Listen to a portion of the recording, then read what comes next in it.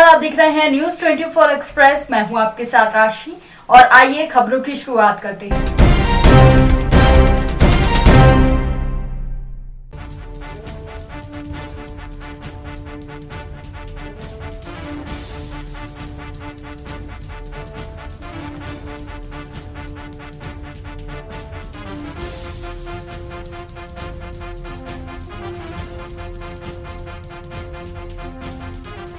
मध्य प्रदेश की अग्रणी company zero plus private limited ने अपनी विचारधारा स्वस्थ नारी सशक्त भारत के अनुरूप अपने बहुप्रतीक्षित उत्पाद संपूर्ण भारत में लॉन्च किए हैं।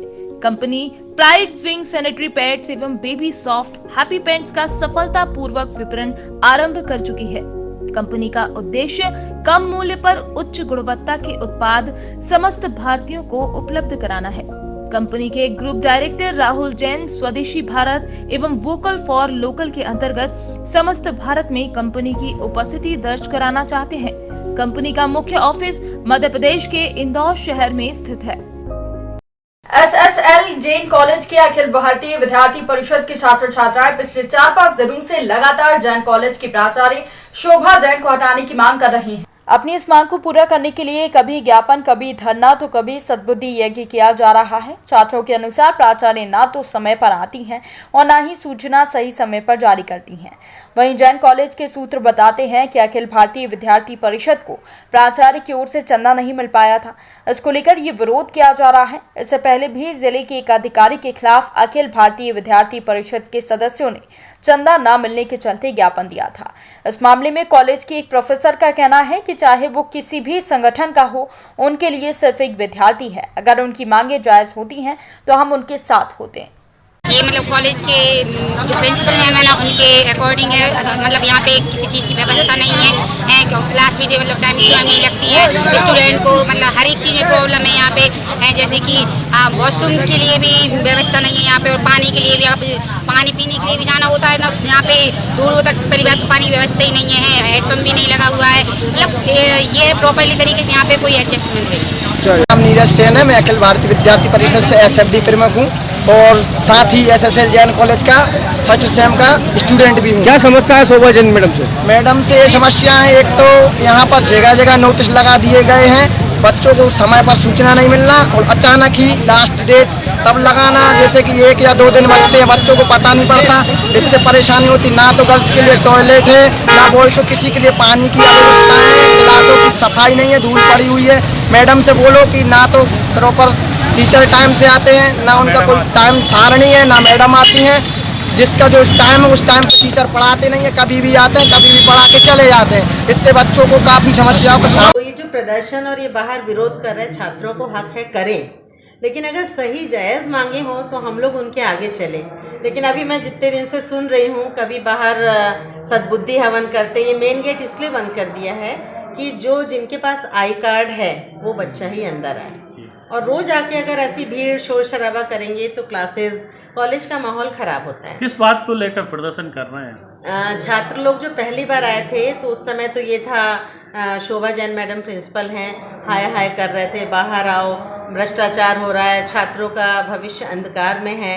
मैं ईमानदारी से कह रही हूँ, एक शिक्षक हूँ, कि अगर उनकी मांगे सही हैं मैं उनके आगे चलूँगी, भले मुझे नौकरी से इस्तीफा देना पड़े, चाहे वो ABVP के हो, चाहे कुछ हमारे लिए तो वो विद्यार्थी हैं। ये कि जो यहाँ का विद्यार्थी है वो आई कार्ड दिखाए आए। प्राइवेट लोग भी आ रहे हैं, असाइनमेंट लेके भी आ रहे हैं, तो एंट्री बंद तो नहीं। और भाई विद्यार्थियों के लिए तो हम है ना चाहिए। फिर सद्बुद्धि हवन, तो पहले खुद तो सद्बुद्धि ले लें कि हमको बुद्धि से काम करना। और मैं तो बोले आधी रात को भी कोई लड़के को तकलीफ होगी, मैं खड़ी हूँ। आपने जैसे बताया कि चंदा भी पहले लिया गया था। नहीं, चंदा की तो बात कुछ रैली मेली निकालने के नाम पे कुछ चंदा लिया नहीं, वो तो आए थे कि हमको सहयोग करिए, हम भी टीचर वर्ग से हैं। कुछ लोगों ने दिया था और अब देखिए वो तो नितांत अपना निजी वो है, जिसको भी सहयोग राशि देना है वो देंगे। अब हो सकता है उसके पीछे क्या कारण, मुझे ये तो पूरा नहीं पता। लेकिन मैंने जो ये 4-5 चीज़ें इतने दिन से मैं देख रही हूँ, मुझे भी तकलीफ हुई कि एक तो गलत तरीका है इनका, और विद्यार्थी परिषद के तो मुझे लगता बच्चे हैं ही नहीं। एक शाम देश के नाम गुना लक्ष्मीगंज में 28 फरवरी को ये प्रोग्राम होने वाला है, जहां पर म्यूजिकल और कॉमेडी प्रोग्राम होगा। इसमें मुख्य अतिथि ज्योतिरादित्य सिंधिया और पंचायत एवं ग्रामीण विकास मंत्री महेंद्र सिंह सिसोदिया होंगे। वहीं अनिल श्रीवास्तव गायक होंगे जो कि किशोर कुमार जी के मधुर और प्यारे गानों की प्रस्तुति देंगे। कॉमेडी में जबरदस्त कलाकार सुनील पाल, गुना और लक्ष्मीगंज होंगे। 28 फरवरी को ये प्रोग्राम होगा जहां पर दोनों कलाकार अनिल श्रीवास्तव और सुनील पाल एक रंगीन माहौल बनाएंगे। इसके लिए एक जानकारी सुनील पाल जी ने वीडियो जारी कर दी और हाथ जोड़कर सभी गुना जिला वासियों को आमंत्रित किया।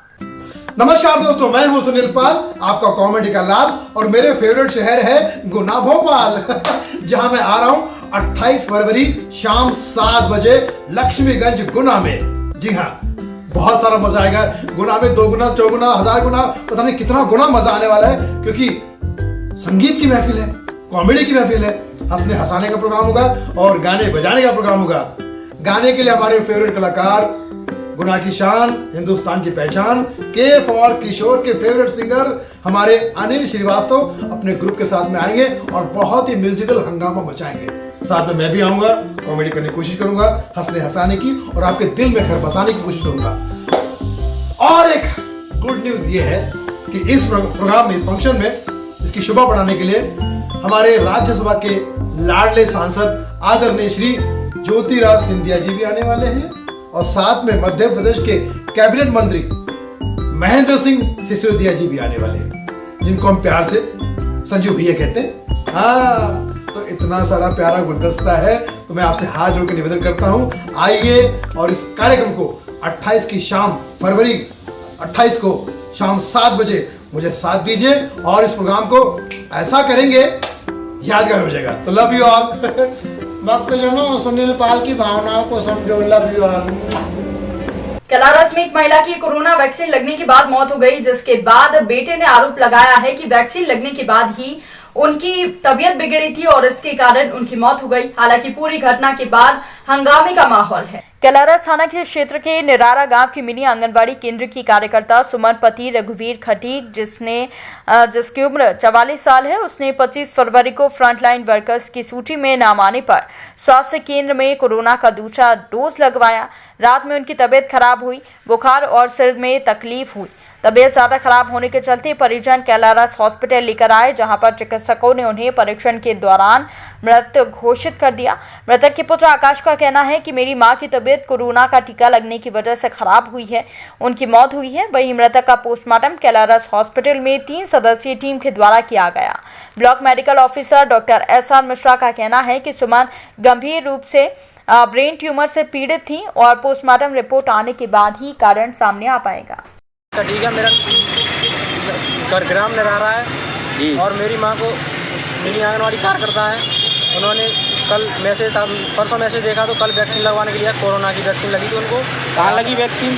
कैलारस हॉस्पिटल में जी। उसके बाद में रात को तबीयत खराब हुई। आंगनवाड़ी कार्यकर्ता थी, जो मिनी आंगनवाड़ी कार्यकर्ता चलती है निरारे में, वहाँ की श्रीमती सुमन खटीक थी, 44 साल उम्र थी उनकी, और वो कल हमारे यहाँ जो है 2 बजे के आसपास उसको वैक्सीन लगा था। उसके बाद आधा घंटे उन्होंने ऑब्जर्वेशन रूम में रह के गई और घर चली गई थी। उसके बाद उसके पति ने जो बताया मुझे कि रात को 2:03 पर उसकी तबीयत खराब हुई थी, उल्टी हो रही थी उसको और सिर दर्द था।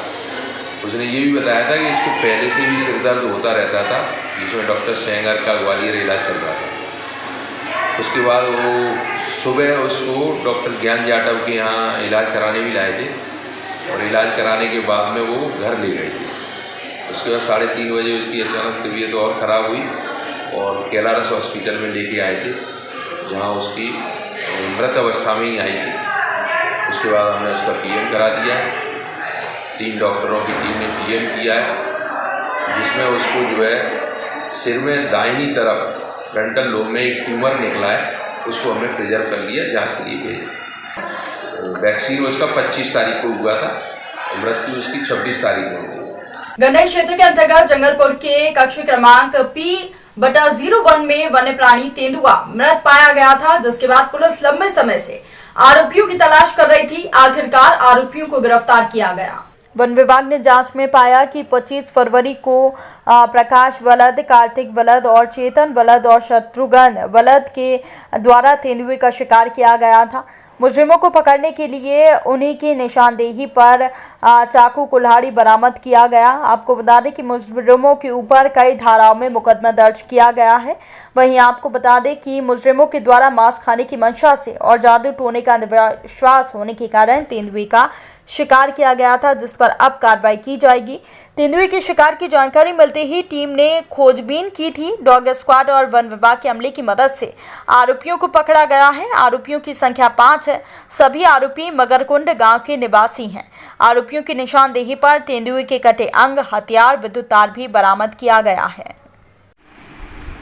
सर बताइए कि तेंदुआ का जो शिकार हुआ था और उसके पंजे वगैरह काट के ले गए थे, दांत वगैरह भी निकाल लिए थे, नाखून वगैरह, और बड़ी मशक्क़त करने के बाद आप लोगों की मेहनत रंग लाई और जिन्होंने इसका शिकार किया था तेंदुआ का, वो सबको आपने गिरफ्तार किया।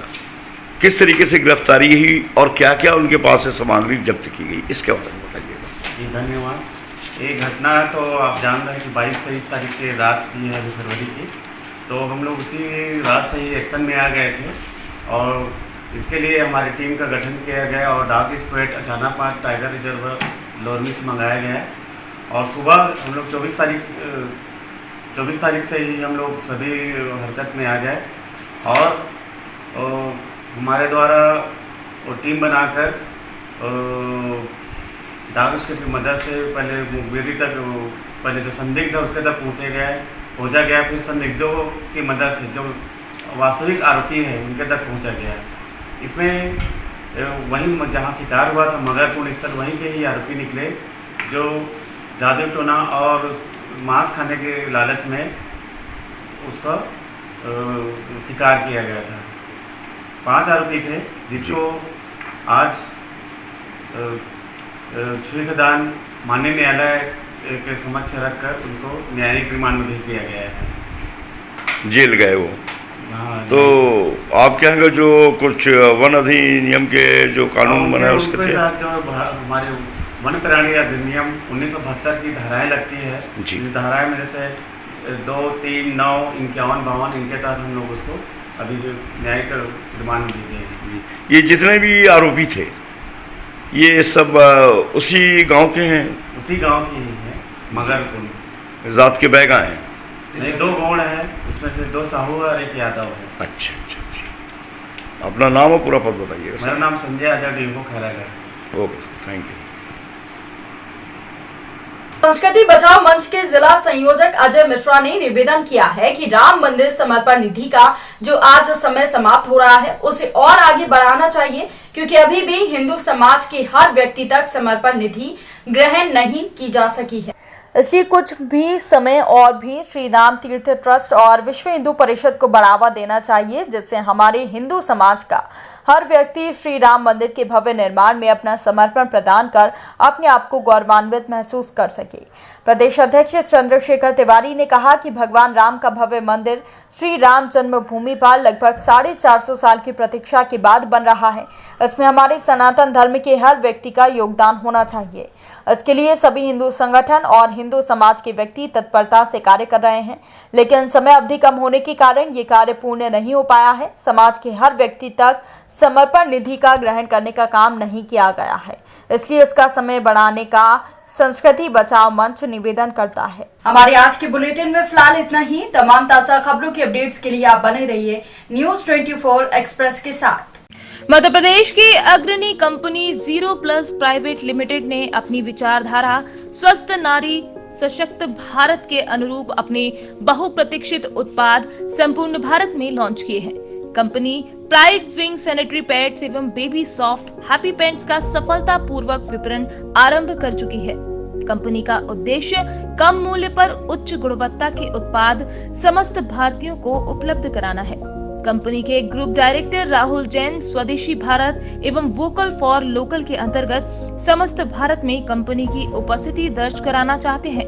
कंपनी का मुख्य ऑफिस मध्य प्रदेश के इंदौर शहर में स्थित है।